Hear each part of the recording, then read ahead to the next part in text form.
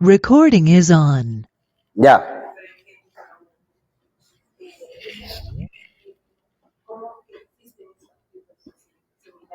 Ya.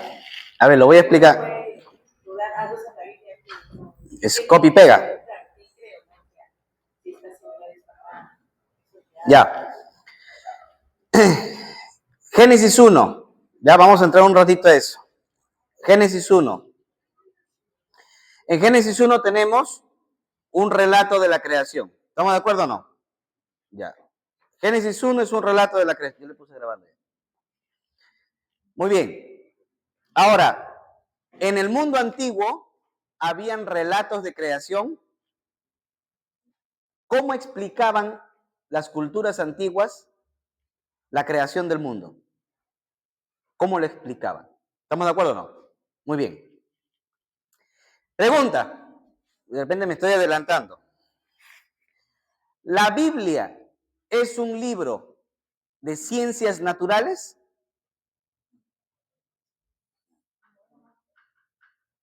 ¿Sí o no? Están asustados, hermanos. Pastor, no quiero parecer hereje. No hay problema, ya te conocemos ya. Lánzala nomás. No hay problema. Pregunta, ¿la Biblia es un libro de ciencias naturales? No. ¿Y por qué no? Porque el propósito de la Biblia no es enseñarte astronomía, botánica, biología. El propósito de la Biblia es enseñarte teología. ¿Estamos de acuerdo o no? Si el propósito de la Biblia es enseñarte teología, todo lo demás no lo aborda la Biblia. ¿Estamos de acuerdo o no? Ya. Ahora, escúcheme acá. Cuando yo uso la Biblia, tengo que usar la Biblia para lo que es, no para lo que no es. ¿Estamos de acuerdo? Hay, por ejemplo, hermanos que dicen, yo puedo enseñar matemática con la Biblia. A mí se me descuadra el cerebro. Matemática divina. ¿Cómo vas a enseñar matemática con la Biblia? O sea, si tú quieres, usa Baldor, ¿no? Ya, y con Biblia. Está mal, porque la Biblia no es un libro de matemática. ¿Estamos de acuerdo o no? Dice, no, hay gente hasta más ignorante. No, yo para qué uso la Biblia. Perdón, yo para qué voy, por ejemplo, al psicólogo, ¿no? Porque el psicólogo va contra la Biblia. No, hermano, estás mal. Ignoras. O sea, si yo veo que mi hijo tiene un problema, por ejemplo, de aprendizaje, voy con la Biblia y le enseño la Biblia para que mejore. Ah, te le agarro a bibliazos para que entienda. No, estás mal. La Biblia se usa para lo que Dios quiso que se use. ¿Y cuál es el propósito de la Biblia? Enseñarnos más de Dios. Entonces, la revelación de Dios y la inspiración tiene que ver con el contexto cultural. ¿Estamos de acuerdo o no? Entonces, desde el momento que yo parto que la Biblia no enseña biología, ni ciencias naturales, ni nada de esto, entonces, desde el momento que yo parto de eso, yo comienzo a utilizar la Biblia correctamente. O sea, todo lo que habla de Dios y de la moral es lo que Dios quiere que yo sepa. Todo lo demás es periférico. Y te voy a explicar algo. En las culturas antiguas, ellos trataban de explicar cómo era el mundo, ¿sí o no? Ya. Si Dios hubiera querido escribir cómo sucedió la creación, ¿lo hubiera escrito Génesis 1, sinceramente? No, porque hubiera empezado diciendo, en el principio eran las cuerdas. ¿Saben lo que son las cuerdas, no? Las cuerdas de guitarra, no. A ver, ¿cuál es el elemento más pequeño de la materia? El átomo. ¿Pero es verdad que es el elemento más pequeño? No. ¿El átomo se puede dividir? Sí. ¿Y cuáles son las partículas que componen el átomo? Los protones, neutrones y electrones. Ya. Pero ¿qué mantiene a estos tres dentro del átomo? No se sabe. Algunos creen en la teoría de los gluones. Los gluones es la fuerza que hace de que estos se mantengan unidos. ¿Estamos de acuerdo o no? Muy bien. Pero ¿qué es lo que compone? ¿Qué es lo que compone? Tú coges un protón y te pones a ver, ese protón tiene que tener todavía un elemento que lo componga. Y eso se le llama la teoría de las cuerdas. Y sigue siendo una teoría, porque hasta el día de hoy nadie lo ha comprobado. ¿Quién va a poder ver pues una cuerda? Porque es la parte ya más pequeña de la materia. Entonces, las cuerdas comienzan a unirse, forman protones, los protones se van uniendo, forman átomos, los átomos se forman partículas, las partículas se forman y se forma la materia. ¿Están de acuerdo o no? Si Dios hubiera querido empezar explicándonos la creación, hubiera dicho, en el principio eran las cuerdas, ¿sí o no? ¿Hubiera dicho eso o no? En el principio eran las cuerdas y las cuerdas formaron los protones y los protones se unieron a los electrones y los neutrones crearon los átomos y los átomos entonces comenzaron poco a poco a crear la materia y Dios hizo el mundo. Así hubiera empezado. Pero ¿sabe por qué no empieza así? Porque si Dios empezaba diciendo eso, todo mundo en aquella época, hace 3000 años, esta gente está loca. ¿Sí o no? Entonces, cuando el autor bíblico quiere transmitir la creación, él quiere transmitir la creación, pero en base a lo que la gente conocía sobre la creación, no sobre lo que realmente era la creación, porque ni él sabía cómo era realmente la creación. ¿Estamos de acuerdo o no? Entonces, ¿qué hace él? Comienza a irse a los sumerios y le pregunta a los sumerios, a ver, ¿cómo ustedes creen la creación? Bueno, para nosotros la creación, todo empezó en un mundo en donde todo está lleno de agua. Y en ese mundo caótico había un dios que reinaba, que era el dios Leviatán. Y el dios Leviatán era el rey del caos y de la destrucción, en medio de las aguas. Y ahí flotaba como que un disco de tierra, flotaba en medio de las aguas. Ahí estaba, todas las aguas. ¿Se cuenta? Para que te puedas imaginar qué creían ellos. Imagínate que toda esta iglesia está llena de agua. Y en medio de esa iglesia, en medio de toda esta llena de agua, hay un círculo como un disco plano, ¿ya? Que está dando vueltas, ¿sí o no? Ya, así ellos creían que estaba el mundo. Y en medio del mundo estaba una serpiente grandota que se llama Leviatán, que era el dios mitológico del caos. Cuando los dioses, dicen los sumerios, cuando los dioses quisieron, dice que, te lo explico de esta manera. La diosa Tiamat tenía su consorte, su marido, que era el dios Apsu. La diosa Tiamat era la diosa de las aguas saladas, salada ella. Y el dios Apsu era el dios de las aguas dulces. Entonces, un día al dios Apsu se le ocurre, ¿qué tal si creamos unos dioses? Y la diosa Tiamat dice, ya pues. Y entonces comienzan a crear a sus diosesitos. ¿Se cuenta, no? Y la tierra seguía flotando en medio de la nada. Solamente habían dioses. Sucede que el dios Apsu no podía dormir, porque los dioses pequeñitos le hacían mucha bulla. ¿Se cuenta, no? Mira, hasta los dioses tienen problemas. Entonces, ¿qué hizo el dios Apsu? Dijo, no. Se fue a ver a su esposa, la diosa Tiamat, y le dijo, vamos a destruir este grupo que mucha bulla, no me dejan dormir. Por ahí había un dios que escuchó lo que hablaba el dios Apsu y se fue corriendo al consejo de los dioses menores, o sea, de los hijitos. Digo, nos van a matar, no, ¿cómo es posible que nos maten? Sí, nos van a matar, ya el papá ha dicho que nos va a matar. Entonces todos dijeron, vamos a buscar a uno que se vaya a pelear contra estos de acá.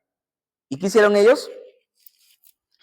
Hicieron una pócima, le dieron al papá y lo mataron. Entonces, cuando la diosa Tiamat, o sea, la mamá, se entera que lo mataron al papá, entonces lo que hace ella es declarar que va a matar a todos los dioses sí o sí. ¿Se da cuenta? Entonces, todos comenzaron de nuevo a hacer asamblea, porque bien bautistas también los dioses. Hicieron asamblea, a ver, ¿quién está de acuerdo? Moción para matar a Dios de Tiamat, ¿quién levanta la mano? Yo secundo, ya muy bien, ya. Pero nadie quería ir. Nadie quería ir. Hasta que por ahí se levanta uno que es el dios Marduk. Marduk es el dios principal de los babilonios. ¿Y por qué era el dios principal? Por esta historia. Porque Marduk dice, ya yo voy y yo la mato. Yo la mato. Pero eso sí, una vez que la mato, todos ustedes van a estar debajo de mí. Por eso se convierte en el dios principal. ¿Se da cuenta o no? Entonces dice, ya muy bien, moción aprobado, vaya. Entonces, lo que hace el dios Marduk es pelear con la diosa Tiamat, la mata. Y una vez que la mata, la parte, la serrucha en dos, la parte, y con una mitad crea las aguas de arriba, y con la otra mitad crea las aguas de abajo. ¿A qué te recuerda las aguas de arriba y de abajo? A Génesis. ¿Se da cuenta o no? Y con un dios, porque la diosa Tiamat había creado un demonio dios para perturbar, para molestarlo a que luche contra Marduk, pero él lo mató. Él agarró a ese dios, lo mató, y con la sangre de este dios mezcló barro e hizo al hombre de la sangre de los dioses y del barro de la tierra. ¿Se da cuenta o no? Ese es el relato sumerio. ¿Tiene paralelos con la Biblia? Sí, tiene muchos paralelos. Entonces, el narrador, no de cuentos, sino un narrador bíblico, dice, quiero decirle a toda esta gente que está acá pagana, impía, mundana, que el verdadero Dios es el Dios verdadero. Yahvé, el Dios de los hebreos. Pero ¿cómo les digo a ellos que Dios es el verdadero Dios? No había mejor manera de traer esos relatos, desmitificarlos y presentar a Yahvé como el único Dios. Entonces, ya no es la lucha entre los dioses menores por sobrevivir contra los dioses mayores. No, ahora encontramos a un Dios superior que ni siquiera necesita pelear, que es Yahvé. Porque Yahvé no necesita pelear. ¿Me dejo entender o no? Y los relatos encuentran sus paralelos en que los dos empiezan con agua caótica, los dos tienen 6 días de creación. Lo que hace el autor es traer ese relato y transmitirlo. Por eso, ¿qué encontramos acá? Entonces, el relato de Génesis 1 no es un relato histórico de la creación. ¿Estamos de acuerdo? No puede ser un relato histórico. ¿Y por qué no puede ser un relato histórico? Uno, por los paralelos que hay. Y número dos, porque si fuera histórico no hubiera empezado como empieza. Empezaría desde el átomo hasta la materia. ¿Sí o no? Ahí sería científico. Ahí sería científico. Pero no empieza así. Muy bien, los grillos nomás. ¿Sí me dejan entender o no? Entonces, cuando yo voy a la Biblia, digo, no, pero que la Biblia dice que Dios hizo en 6 días, porque Moisés lo dice, Moisés un ratito. Tal vez ni Moisés escribió eso. ¿Estamos de acuerdo? Porque puede haber inspiración sin revelación. Puede haber revelación sin inspiración. Perdón. Es más, también puede haber revelación sin inspiración o no. ¿Puede haber revelación sin inspiración o no? Sí. ¿Qué dijo Juan? Hay muchas otras cosas que Jesús hizo, las cuales no las he podido escribir. O sea, hubo revelación, pero no hubo inspiración. ¿Estamos de acuerdo o no? Puede haber inspiración sin revelación y puede haber revelación sin inspiración. Entonces, antes de la pregunta, entonces, para terminar con Caterina y su pregunta, ¿qué significa esto? Que Génesis 1, Dios nunca quiso que sea un relato real sobre cómo se creó el mundo. Desde mi punto de vista, porque hay hermanos que sí, son muy piadosos y aman a Dios, pero ellos creen que sí, la creación se dio tal y como está en Génesis 1. Desde mi punto de vista, no necesariamente, por todos estos paralelos que te menciono. Pero lo que sí creo es que el relato tiene un mensaje que trasciende. ¿Y cuál es ese mensaje? Yahvé es el creador de todo. Ahora, ¿por qué era importante decir? Mira, el relato de Génesis 1 no se escribe para enseñar ciencia, ni biología, ni botánica, ni historia. No. se enseña para enseñar teología. O sea, Yahvé es el único Dios verdadero. ¿Saben cómo hubiéramos empezado nosotros? Si Dios se revelara ahorita, imagínate que nadie conoce de Yahvé. Si Yahvé viene ahorita, lo primero que hubiera dicho es, a ver, vas a empezar tu libro explicando las razones de por qué yo existo. Entonces uno hubiera empezado, Dios existe, ¿por qué? No sé, por el diseño inteligente. O Dios existe porque la materia no puede crear conceptos abstractos. Entonces Dios tiene que existir porque los conceptos abstractos y morales hablan de un legislador, hablan de un Dios. Así hubiéramos empezado nosotros. Pero en Génesis 1 no empieza así porque en el mundo antiguo a nadie le importa los problemas que tenemos nosotros hoy en día. A ellos les importaban sus problemas. ¿Y saben cuáles son sus problemas? ¿Son varios dioses o un dios? Esos eran sus problemas. ¿Me dejo entender o no? Sus problemas no eran nuestro problema. Nuestro problema es por qué la materia, siendo materia, puede crear conceptos abstractos. No puede. Entonces tiene que haber un Dios creador espiritual que haya creado conceptos abstractos. Ese es nuestro problema. Pero no es problema de Génesis. Por eso Génesis empieza diciendo, en el principio creó Dios, un solo Dios, los cielos y la tierra. No te dice más, no te habla de gluones, ni botánica, ni nada. Entonces, si yo tomo Génesis 1 de manera literal, Dios te bendiga. Está bien, yo no estoy en contra de tuya. Pero desde mi punto de vista, yo creo que Génesis 1 no puede ser un relato científico, ni histórico, ni biográfico, ni nada. Es solamente un relato transformado para explicarle a la gente de hace 3000 años cómo era Dios. Sí.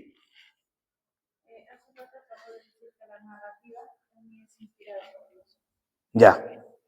Sí, la narrativa es inspirada por Dios. Pero, la pregunta, no, me mencionaba que había dicho que la narrativa es inspirada por Dios. Sí, pero nuevamente, la inspiración no necesariamente es revelación divina. Entonces, la inspiración es lo que el autor quiere transmitir y lo transmite empleando diversas fuentes. A veces las fuentes pueden ser revelación divina, o sea, directamente de Dios al hombre. Pero a veces la fuente no es revelación divina. Un ejemplo. Mira lo que dice, por ejemplo, Génesis capítulo 5, verso 1. ¿Qué dice?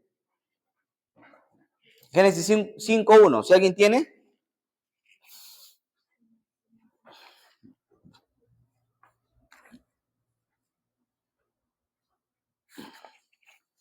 ¿Alguien lo tiene?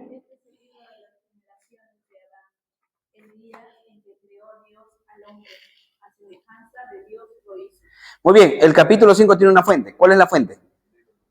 El libro de las generaciones de Adán. O sea que el autor se sentó y dijo, a ver, uy, mira, acá hay un libro. ¿Cómo se llama? Libro de mire, acá hay 10 nombres. Ya, cojo esto y lo pongo acá. Usó una fuente para ese texto. ¿Están de acuerdo conmigo o no? Ya, otro texto. Primera de Reyes. Primera de Reyes, capítulo número, a ver, cualquiera, capítulo número 14, versículo 29. Primera de Reyes 14, 29. ¿Qué dice?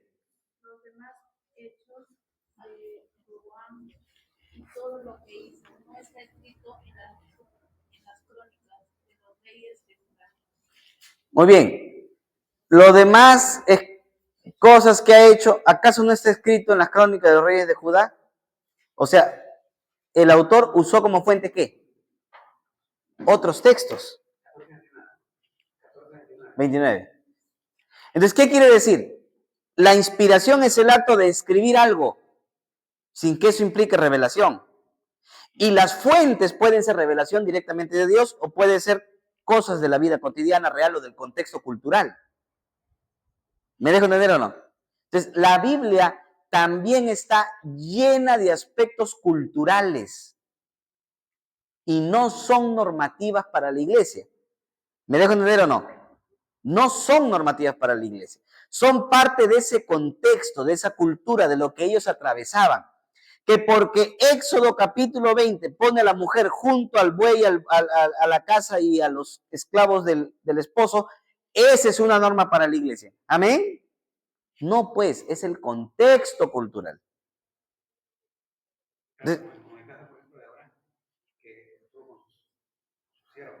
Ya, claro. Y por ejemplo, ahí por ejemplo, ¿no? En Génesis capítulo 16, cuando dice que Abraham le dijo, vino su esposo y le dijo, quiero tener un hijo. Pero no puede, después le dice, no, voy a traer a mi esclava, llégate a ella, ¿no?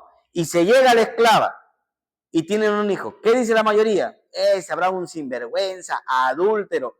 No era adúltero. Y te voy a explicar por qué no era adúltero. No era adúltero porque en su época era legal.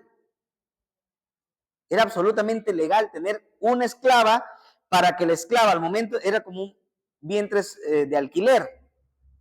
¿Se da cuenta o no? Entonces daba a luz el niño y la mujer, Sara se tenía que poner debajo de ella para que el niño al salir es como si saliera del vientre de Sara y lo adoptaba como su hijo. Todas las culturas antiguas tenían esa norma. Entonces, en vez de llamarlo adúltero, no era un adúltero, fue un hombre que no tuvo fe en Dios, desconfió, se debilitó, sí, pero no era un adúltero porque legalmente no lo era. ¿Estamos de acuerdo o no? Es más, Dios dijo, sin vergüenza, ahora por lo que has hecho, todo le va a ir mal a Isaac, a Ismael. No, dice que Dios lo bendijo a Ismael por ser hijo de Abraham.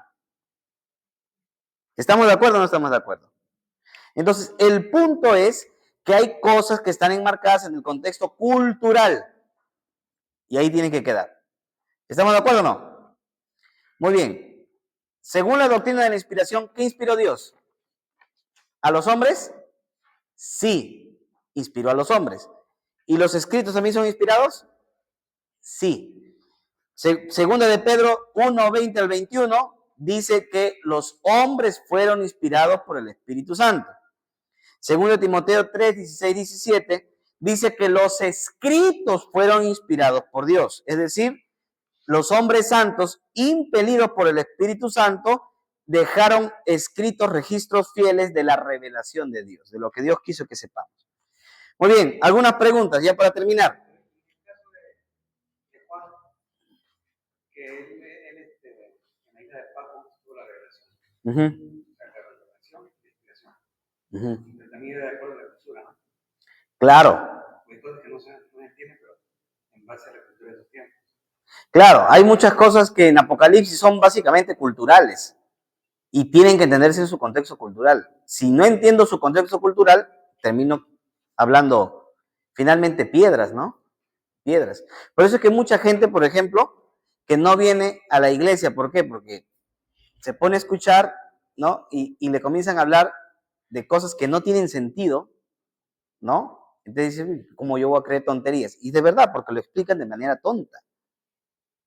O sea, no hay una base, no hay un contexto, no hay una realidad de lo que la Biblia fue. O sea, el problema es que antes de que esto se haga vida en mí, tengo que ubicarlo en su contexto. En su contexto hace 3.000, 2.000 años atrás. Porque si no, el problema es que todo lo hacemos tan de frente a nosotros que parece absurdo lo que estamos hablando. Entonces tengo que ubicarlo en su contexto cultural, si no cometo graves errores de interpretación. ¿Se da cuenta o no? ¿Ahí estamos claros o no? Muy bien. Dice, aspectos importantes sobre la Biblia. ¿Cuál es el propósito de la inspiración? Tener un libro de teología. No es un libro de ciencias. ¿Es un libro de historia? ¿La Biblia es un libro de historia, sí o no? Ya. Relata hechos históricos. Ya. Pero ¿puede ser catalogado de historia? No. ¿Y por qué? Porque la historia es objetiva. ¿A qué me refiero con la historia es objetiva? El historiador lo que te dice es, miren, el historiador lo que te dice es, don Miguel Grau Seminario en 1879 salió a la guerra contra los chilenos. Y los chilenos salieron en la guerra del Pacífico, llegaron a vencer a los ejércitos peruanos y llegaron caminando hasta Lima, la capital, quemaron la Biblioteca Nacional e hicieron destrozos a diestra y de siniestra. Ese es un relato histórico. Y digo que es histórico objetivo. ¿Por qué? Porque se puede comprobar que ha habido un Miguel Grau, ha habido un Huáscar. ¿Estamos de acuerdo o no? Esa es historia objetiva. Pero si yo te digo, mira, Si yo te digo, una noche, Miguel Grau Seminario recibió una revelación divina. Se le apareció el ángel de Jehová y le dijo, Miguel Grau, he aquí, yo estoy contigo, anda y pelea contra los ejércitos chilenos porque los vas a derrotar.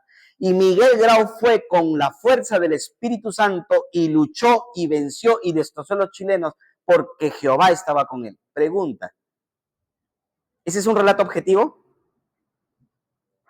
¿Puede ser objetivo? No puede ser objetivo, porque ¿cómo te consta a ti y a mí que realmente Dios estaba con él? ¿Nos puede constar? No, lo puedes creer por fe. Pero no te, ¿cómo tú sabes que realmente, a ver, Miguel Grau estaba inspirado por Dios y que viene el Espíritu Santo y le dijo anda lucha contra ellos? Por último, ¿por qué tienen que ser los buenos los peruanos y los malos los chilenos? ¿Por qué? En el relato bíblico, ¿quiénes son los buenos? ¿Quiénes son? Los peruanos, no. ¿Quiénes? Los israelitas. ¿Y quiénes son los malos? Los malos son los egipcios, los babilonios, ¿sí o no? Los palestinos, los filisteos, etc. La pregunta es, ¿y por qué ellos tienen que ser los malos y los otros los buenos? Claro, la historia bíblica, pero no es una historia objetiva, porque en la historia objetiva no hay buenos y malos, simplemente hay guerras. Pero cuando el narrador se pone en uno de los bandos, ya no es historia objetiva. Por eso los estudiosos dicen que la Biblia es historia teológica. ¿Y por qué historia teológica? Porque te va a poner en el lado de los que dice que son los buenos. Ahora alguien puede dar, y a mí no me consta, pero por eso está la fe.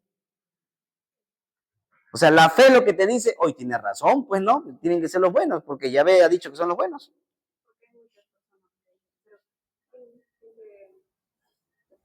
Asegurar. Ya.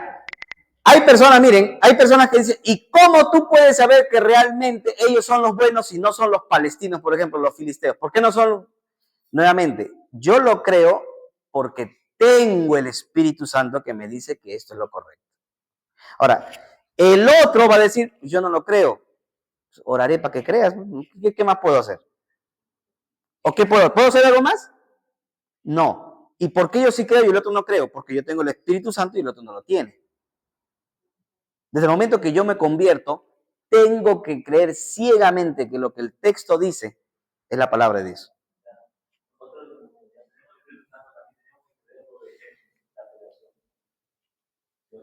Claro. No. Ya, no. Creo lo que dice el texto de Génesis. Ya, ¿quién creó todo? Ya. El mensaje de Génesis 1, es, hay un Dios y es creador. Eso lo creo a capa y espada. Los detalles pueden ser discutibles.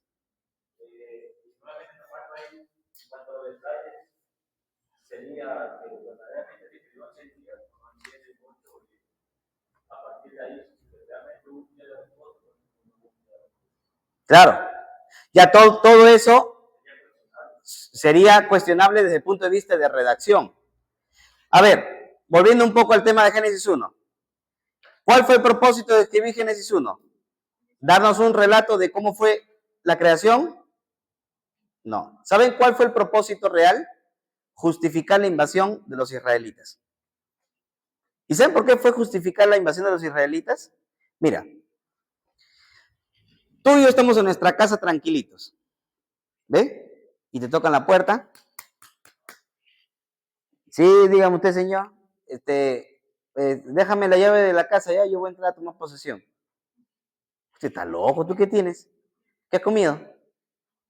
No, que a mí Dios me ha dicho que venga, que te vote y me voy a quedar con tu casa.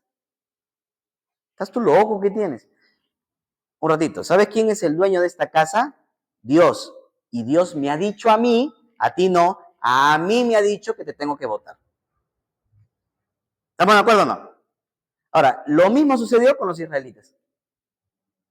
Llegan a Canaán y le dicen a todas las naciones, hey, ya, comienza a desalojar que voy a entrar yo. Uy, tú estás loco, ¿qué tiene? Le dice. Es que Yahvé me ha dicho a mí, nos ha dicho a todos nosotros, que esta es nuestra tierra. O te vas por las buenas o te vas por las malas. Entonces agarra y los cananeos le dicen, oye, ¿y quién te ha dicho a ti que esta tierra es de Yahvé? Ah, Génesis 1, en el principio, creo quién. Los cielos y la tierra. La tierra y los cielos es de Yahvé. Y Yahvé a quien quiere se lo da. Como él es el dueño, me lo ha dado a mí. Así que anda desalojando. Entonces, Génesis 1 no escribe un relato de la creación. Escribe una justificación para ir a invadir la tierra de Canaán. Porque si Yahvé es el creador del cielo y de la tierra, y Yahvé me lo ha dado a mí, qué pena por ti. Ahora me toca votarte. Entonces, justifica la invasión de la tierra de Canaán. No da un relato sobre la creación. ¿Estamos de acuerdo o no? Esa es la razón por la que se escribe Génesis 1. Por eso no se escribe con los gluones, ni las cuerdas, ni los átomos, ni nada de eso. Porque no le interesa al autor bíblico eso. No quiere darte una información. No es un libro del Ministerio de Educación. Es un libro de teología. Para enseñarte que Dios le dijo a los israelitas que vayan a tomar posesión de la tierra. Pero no hay orden. ¿Cómo no hay orden cronológico?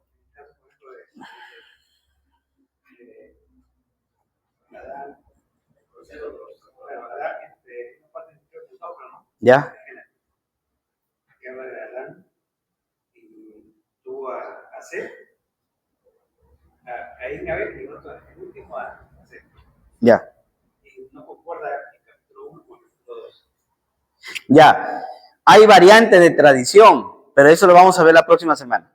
¿Ya? Vamos a ver un poco sobre variantes de tradición. Pero el punto es que, nuevamente, no todo viene por revelación. A veces las fuentes fueron diversas, ¿no? Entonces, voy terminando y se me va la hora. ¿Se pueden quedar hasta las 10, no? Ya. Si no dijeron nada. ¿Cuál es el propósito de la inspiración? Tener un libro de teología, no de ciencias naturales. Este libro no lo he hecho el Ministerio de Educación. ¿Ya? ¿Es un libro de historia? No es un libro de historia, pues. ¿Tiene una base histórica? Sí tiene una base histórica. ¿Porque hubo un éxodo o no? Sí. ¿Existió Adán y Eva? Sí. ¿Sucedió la conquista? Sí. O sea, ¿existió David? Sí. Hay una base histórica. Pero el relato no es un relato objetivo. Es un relato teológico. Desde ya el autor se pone en el que estos son los buenos y los otros son los malos. Punto. Y si no te gusta, vete para el otro bando. Igual te vamos a exterminar. ¿Ya? Muy bien. ¿Hasta ahí está claro o no? Otra pregunta. ¿Inspiró Dios las palabras o los conceptos? Cuando Dios inspiró, ¿qué inspiró? ¿Las palabras o los conceptos? No palabras.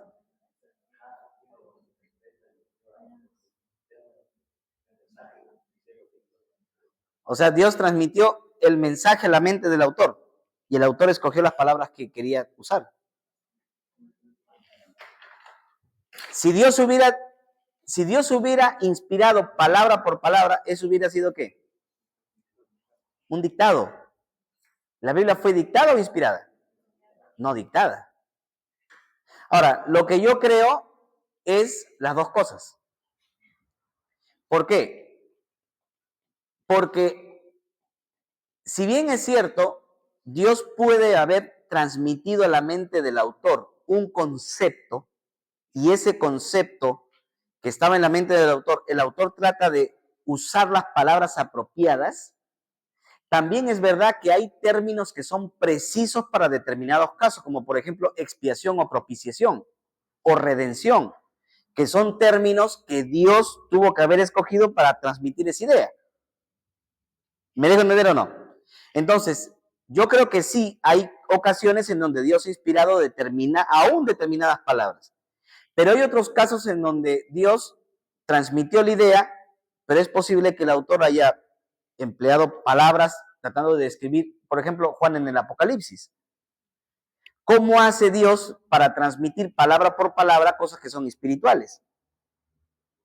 Entonces tuvo que haber llegado el concepto a Juan y Juan tuvo que haber usado palabras para tratar de explicar cosas que eran espirituales, cosas que ni Pablo pudo explicar cuando dijo que lo había visto.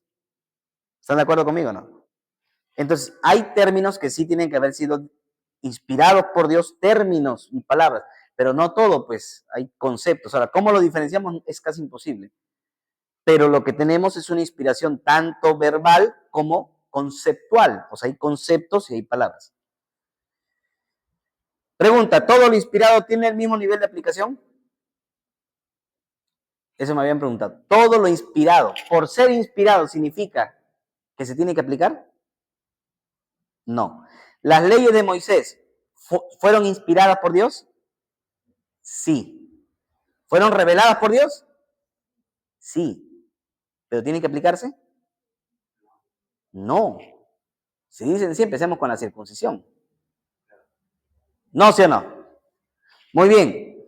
Por ejemplo, las recomendaciones de Pablo. No, pero porque Pablo lo dice. Sí, pero porque Pablo dice algo, ¿tiene que ser aplicado? ¿Acaso no hay partes donde Pablo dice, esto digo yo, no dice el Señor? Y hay otras cosas. ¿Pablo se equivocó aún escribiendo cosas o no? Sí. Un ejemplo. Pablo dijo, no se casen porque Cristo viene pronto. ¿Dijo o no dijo eso Pablo? ¿Se equivocó?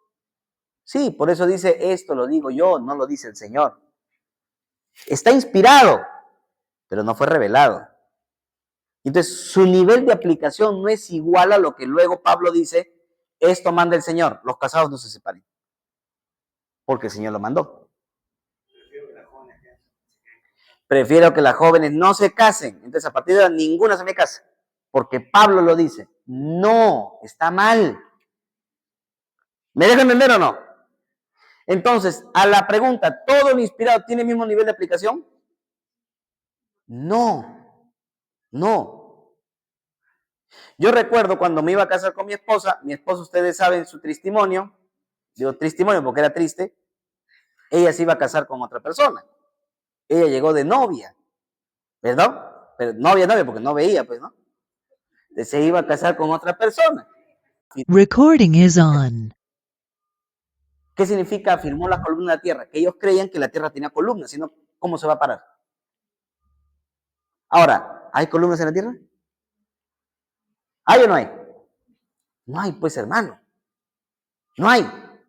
Pero ellos lo dijeron, ¿se equivocó? No se equivocó. La Biblia está explicando a hombres de hace 3000 años cómo era el mundo.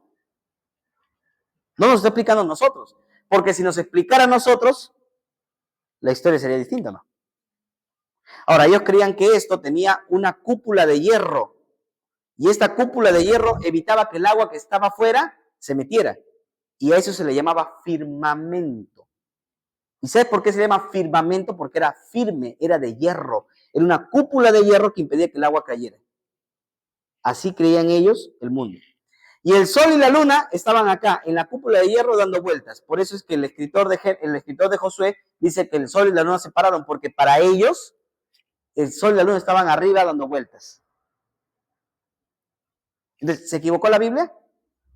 No, le está explicando a hombres de hace 3000 años cómo era su cultura. No nos está explicando a nosotros. Entonces, ¿la Biblia comete errores? No, si se entiende su contexto cultural. Ya. Claro, creían que la tierra estaba suspendida por los elefantes, o que Atlas, ¿no? Los griegos creían que Atlas cargaba el mundo. Pero eran contextos culturales. ¿Ya? La Biblia no se interesa en la preservación exacta de años, números o tiempos. Por eso es que ustedes se van a dar cuenta que en algunas ocasiones los tiempos de los reyes, el rey tal reinó en tal edad, y tal edad en tal rey, y a veces se contradicen. ¿Y por qué? Porque al autor bíblico no le importa esos detalles sobre historia o sobre números. ¿Y saben por qué no les importa? Y les voy a dar solamente esta explicación y apunto, que quede grabado. Miren, a la Biblia no le interesa redactar detalles históricos. No le importa. Lo que menos le importa al autor bíblico es dar detalles históricos. ¿Y saben por qué? O sea, a nosotros sí nos interesaría, porque queremos verificar que la Biblia es verdad. Yo no necesito de detalles históricos ni científicos para decir que la Biblia es verdad. Yo tengo el Espíritu Santo que me ha dicho que soy un hijo de Dios. Y que creo que la Biblia es la verdad, pero no por la precisión científica o la precisión histórica, sino porque la Biblia es la palabra de Dios. ¿Me dejan entender o no? Entonces, ¿qué sucede? En el mundo antiguo habían dos tipos de redacción o de narrativa. La narrativa secular y la narrativa teológica. Creo que todos estamos de acuerdo que la Biblia es narrativa, ¿qué? Teológica. Todos estamos de acuerdo, ¿verdad? Al pueblo de Israel, ¿qué le importaba? ¿La narrativa secular o la narrativa teológica? Al pueblo de Israel, ¿qué le importaba? ¿La secular o la teológica? La teológica. ¿Y saben por qué? Cuando el libro de Reyes dice, las otras cosas que hizo fulano de tal, ¿no están escritos en las crónicas de los reyes de Judá y de Israel? Quiere decir que las crónicas de los reyes de Judá y de Israel era una crónica secular, de todo lo que el rey había hecho con los años y las épocas y todo lo que, ¿sí o no? Pero la historia bíblica es una historia teológica.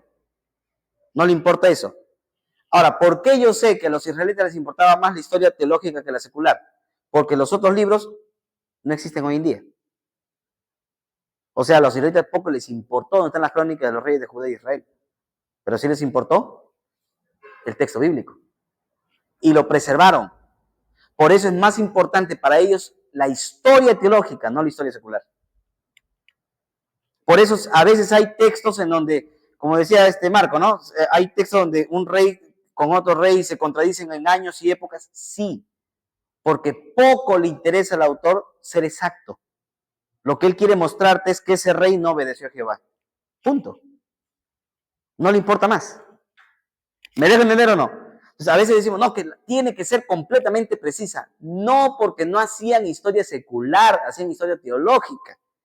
¿Y cómo se darán cuenta que ni les importaba la historia secular? Porque esos libros ya ni existen hoy, solamente existe la Biblia.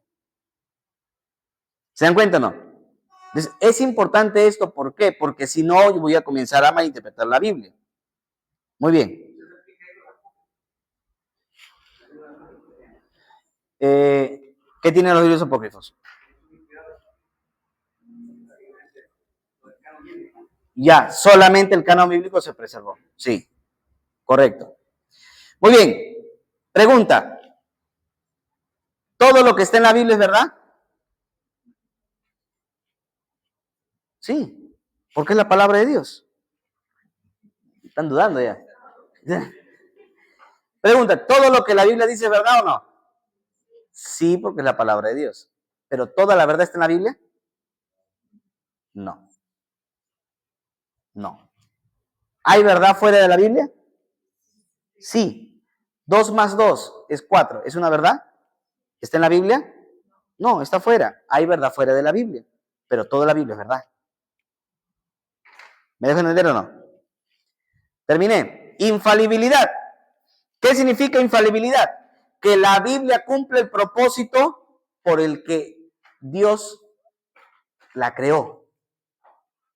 O sea, miren, revelación, el acto en el que Dios se manifiesta.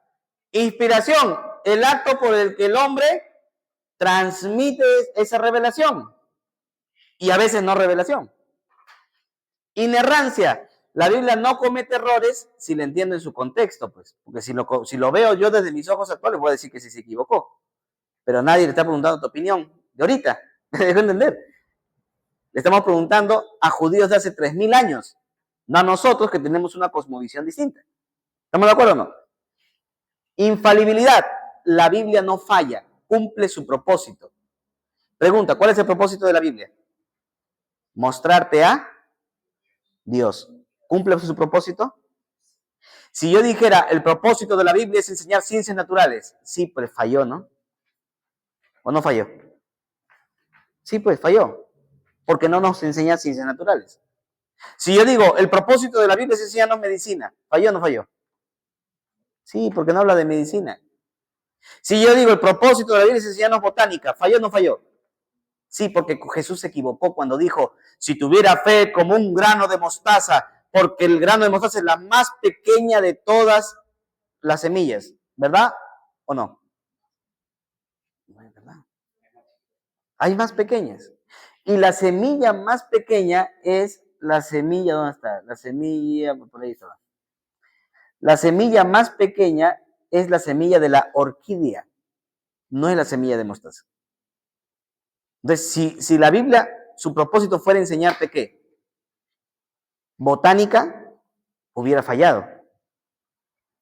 Pero el único propósito de la Biblia es mostrarte a Dios. Y en ese propósito no falla. El propósito de la Biblia es llevarte a Dios para que seas salvo. Y ese propósito no falla. El propósito de la Biblia es cambiarte hasta que parezcas a Cristo. Y en ese propósito no va a fallar. Entonces, ¿la Biblia es qué? Infalible. Porque cumple el propósito para el que Dios le ha enviado. Amén, hermanos. Preguntas, de repente hay preguntas. Ya se van. ¿Preguntas? Nadie. ¿Quieren irse? Ya. Sí, ¿tampoco hay? ¿Ahí? No hay. Sí, a ver.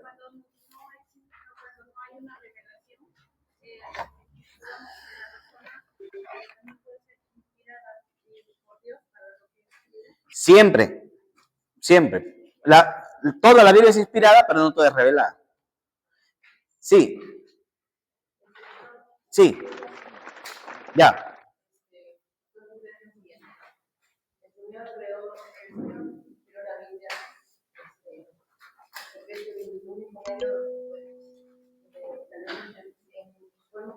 Conocerlo.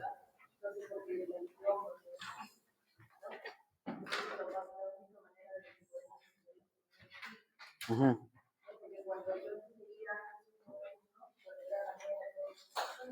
Ya. Ya. Sí. Exacto. No.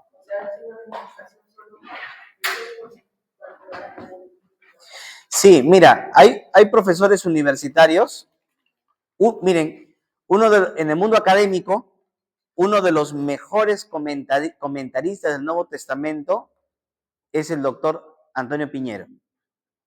Él es profesor del Nuevo Testamento de la Universidad de Salamanca, creo. Pero es agnóstico. Entonces uno puede decir, un ratito, ¿cómo puede conocer tanto de la Biblia y ser profesor del Nuevo Testamento y ser un agnóstico? Sí puede suceder. Porque la Biblia puede ser estudiada como cualquier otro libro y tal vez no te causa ningún efecto porque no tienes el Espíritu Santo. O sea, la Biblia solamente va a causar un efecto en tu vida cuando tienes el Espíritu Santo. Ahora, un ejemplo, ¿no? Jesús ha resucitado. ¿Hay alguna prueba? Objetivamente, ¿hay alguna prueba que haya resucitado? Que tú digas, sí, a mí me consta, la tumba está vacía. Un ratito, ¿qué tumba? ¿Qué tumba? Porque para que yo diga la tumba está vacía, tú tienes que haberte ido a Israel y decir, esta es la tumba de Jesús. ¿Saben que hasta el día de hoy no hay tumba de Jesús? Se perdió, no se sabe dónde está. ¿Me dejan entender o no? Entonces cuando él dice, no, pero los discípulos tuvieron que haber visto al Señor porque nadie muere por una mentira.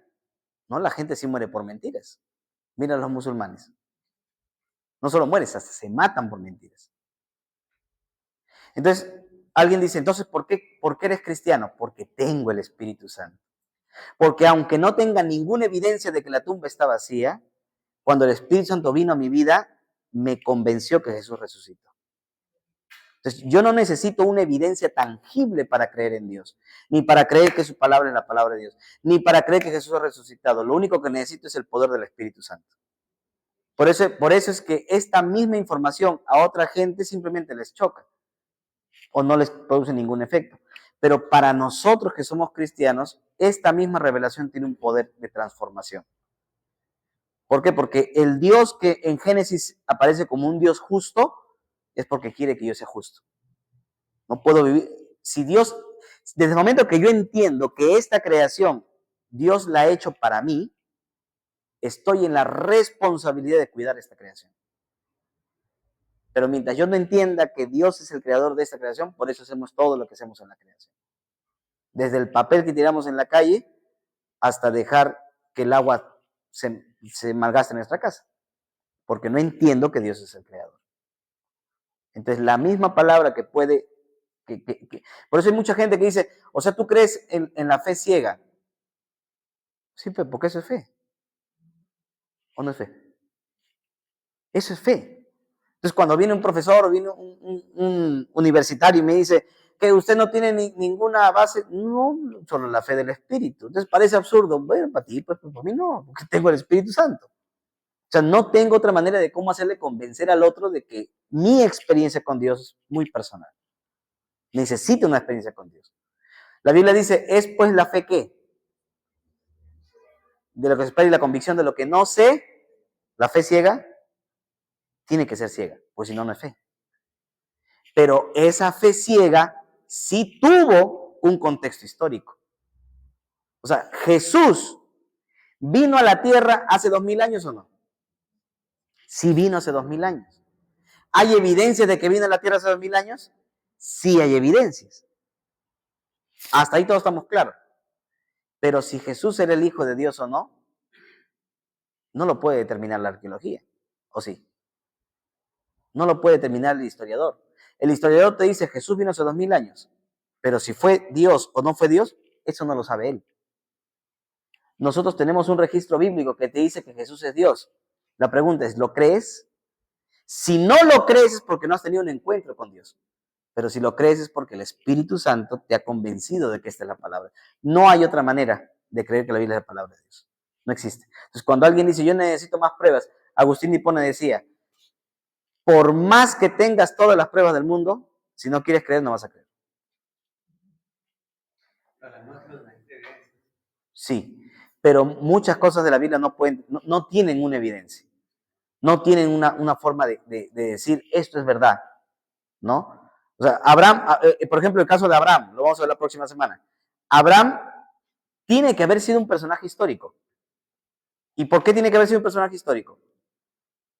Porque de él se funda una nación. ¿Me dejan entender o no? Pero hay datos arqueológicos o históricos de que Abraham existió. No hay. Ni uno solo. Ni uno solo. Yo sí, pero de la Biblia no. Sí.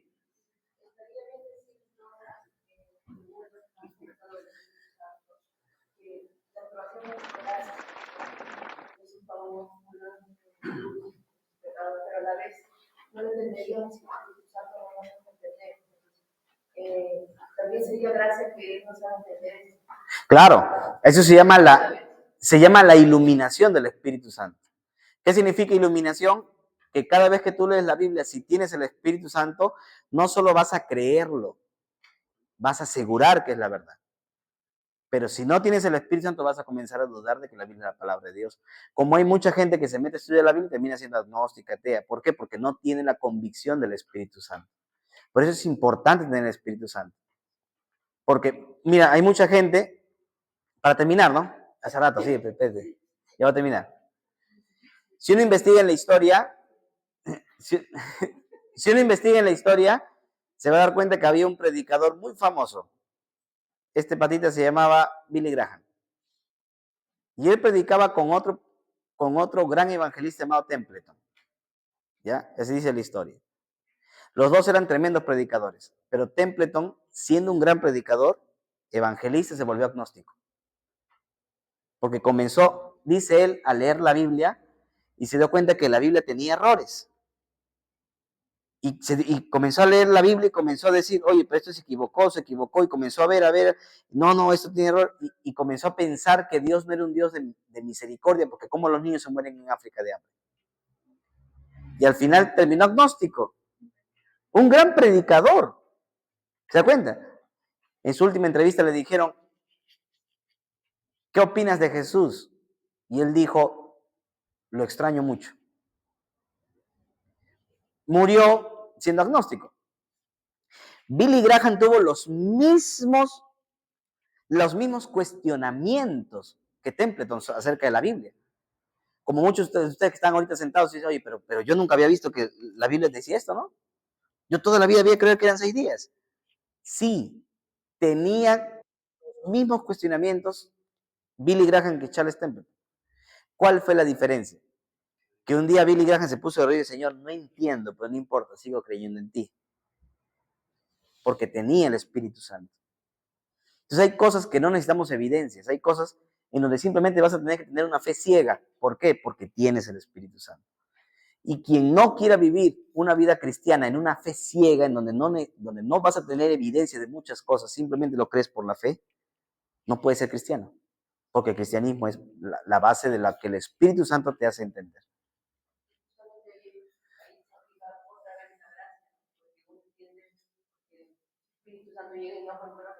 Así es. Ya. Y tiene que ser la gracia de Dios, porque si no, no entenderíamos la palabra de Dios. Muy bien, ¿otra pregunta?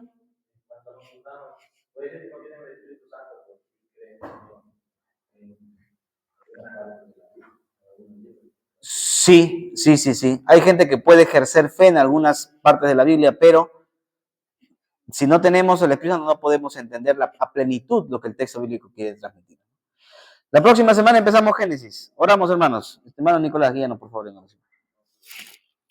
Padre, hermano, gracias por este tiempo que nos has dado de poder estudiar la palabra, Padre, hermano, para que entendamos que todo lo que está escrito, Padre, porque tú lo has deseado así, todo lo que está dentro de la palabra que nos has entregado es porque tú lo has querido así, Padre, hermano. Sí, nos